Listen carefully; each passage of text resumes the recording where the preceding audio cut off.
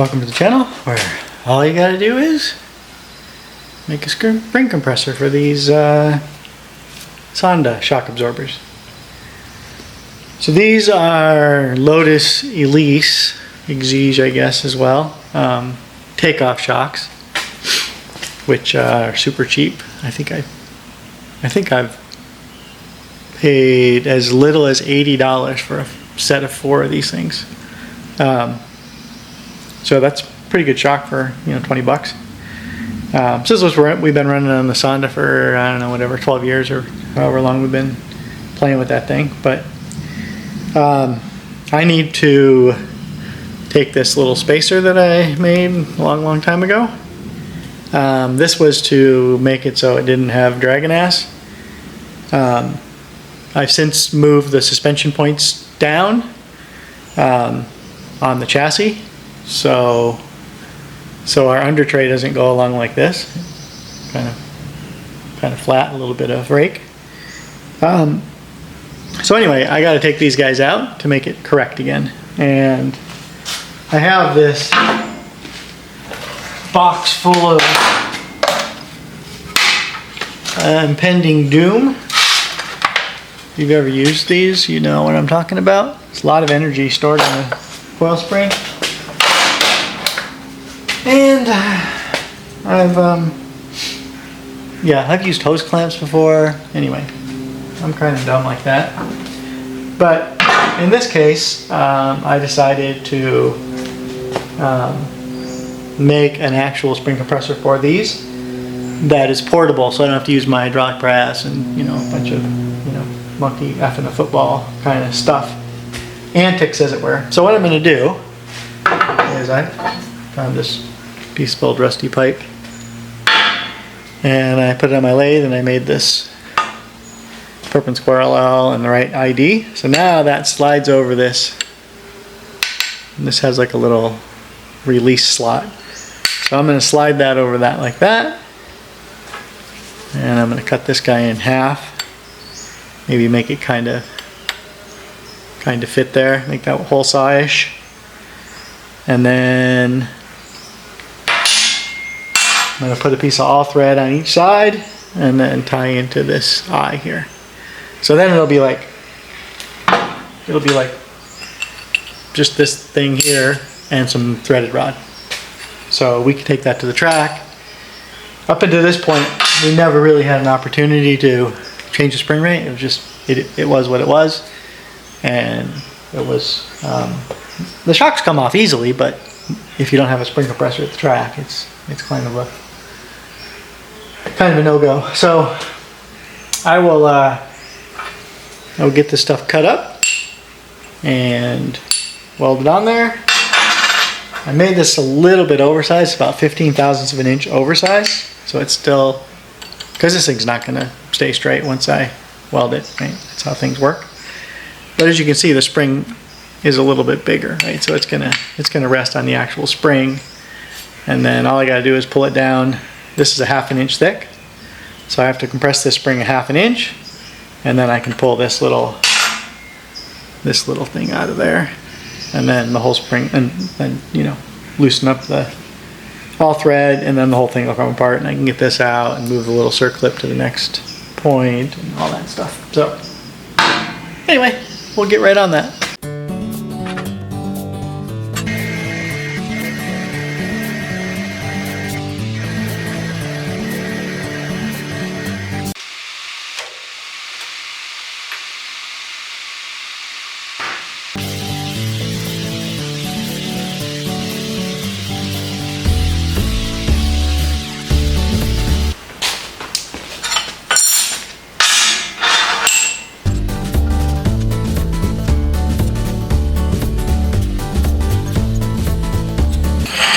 Okay, so I went scrounging through my metal bin, found some hunks of tubing, square tubing, 3/4 inch, looks like 60 thou wall.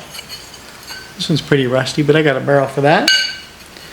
So what I'm gonna do, cut this to 12 inches, both of these, and then I'm gonna put a fish mouth on the end here, make this equally rusty hunk of metal, and then I'll I'm going to cut this down to 1.5 inches. I'll weld that on there like that on both sides. And then this is already threaded for an M10, so I'll just tap that. And then on the opposite side, I'll just drill this through for clearance for an M10. And then what I'll have is, and then the other end, I'll take this torque to yield head bolt that's been utilized. Can't really do any torque to yielding with it anymore, which is fine. I'm just going to weld that to the end there, like that there. And then this will be my all thread essentially. This has got, I don't know, 3 inches of threads on it. So put an M10 nut on here. Actually, I think this is M12. And then it'll kind of look like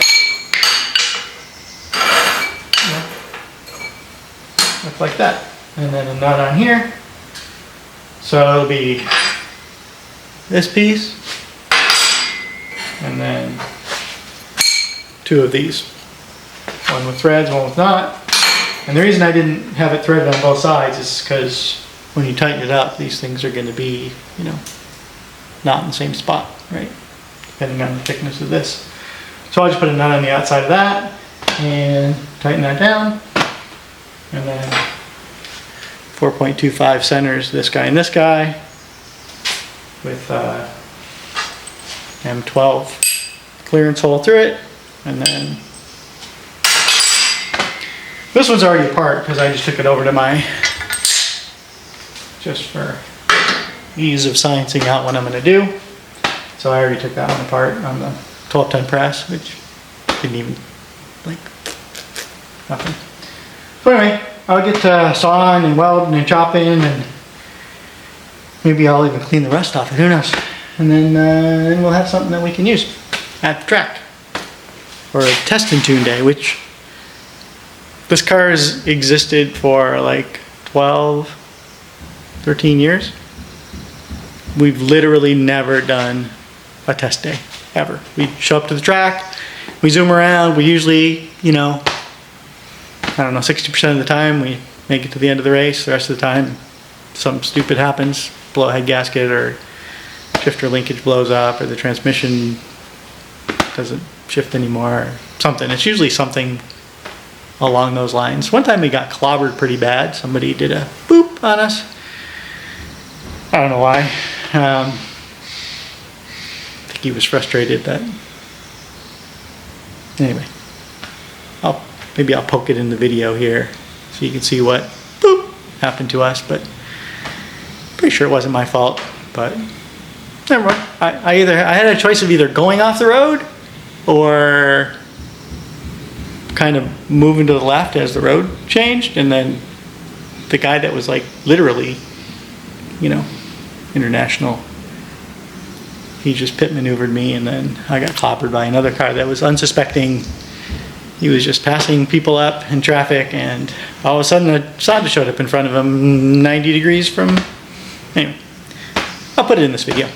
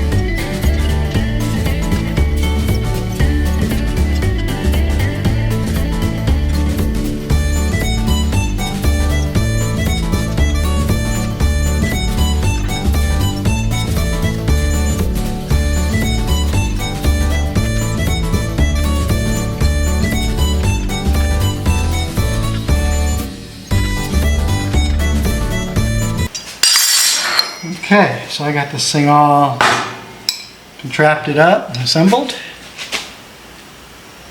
Nothing fancy about it. This piece here is just the center of the spring. It because you got to get this thing centered on the ID of the spring. So that piece is actually this little spacer that I made to raise the back of the car up when the suspension was a little bit too droopy. So what I did was I just moved this, there's two circlips in here. I moved one up and then put the spacer. So that's a 3/4 of an inch increase. Ironically is about how much I have to go back. So I'll show you how to pop that circlip out. I use these, which are made for piston rings, but they work really good for that. So anyway, that piece is in there just to hold it centered. And then I'm going to tighten down this guy here, now that it's all lined up. I have this little old vise that Cody bought me for, I don't know why Cody bought it for me. I did him a favor at some point, and he went, I gotta repay him. Thanks, Cody. Alright, so, this piece fell out. We'll jam that back in. So that's holding the spring concentric with this contraption up here.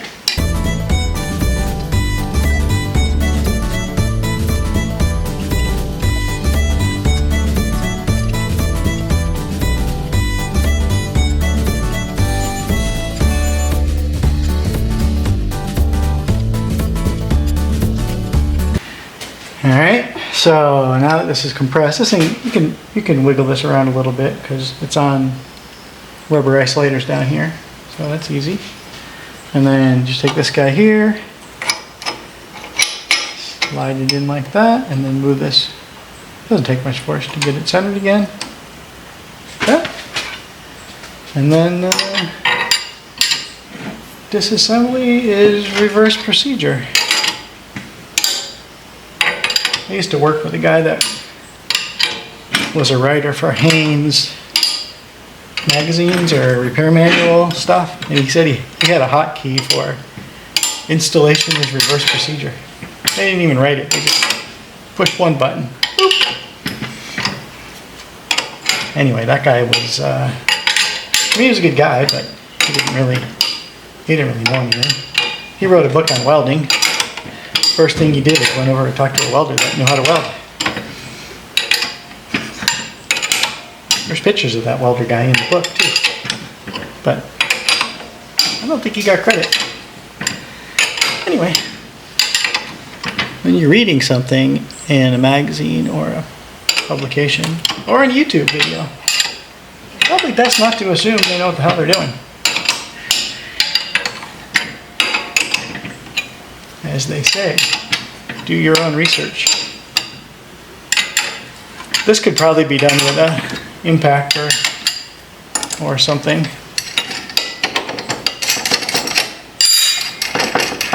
And there you have it. Oh, this was clever. I got two washers. It's supposed to be one on each side, but oh, it still worked.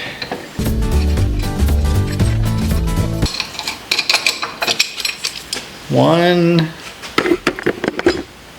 coil over shock spring compressor that we can bring with us to the track, and cost me about $0 to make. Might have 3 or 4 hours of effort into it, something like that. So you can buy one that's not as compact as this. It costs you a couple $100 depending on where you buy it from. More if you buy it from a snazzy place. It probably doesn't have the patina, mine does, but I'll clean that all up and paint it, and that'll be our go to the track tool.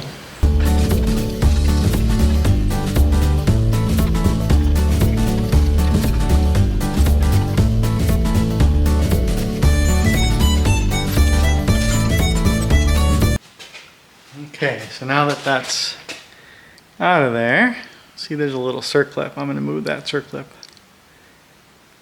from there to there. And I'm going to use these piston ring pliers because that's what I have.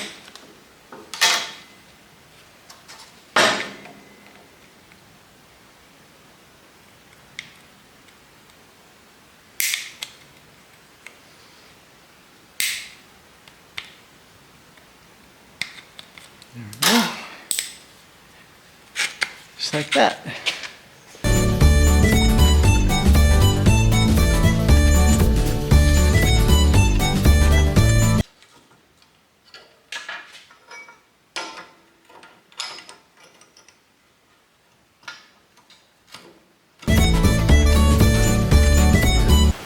Anyway, if you like any of this content and want more, don't forget to poke on the button. See you next time.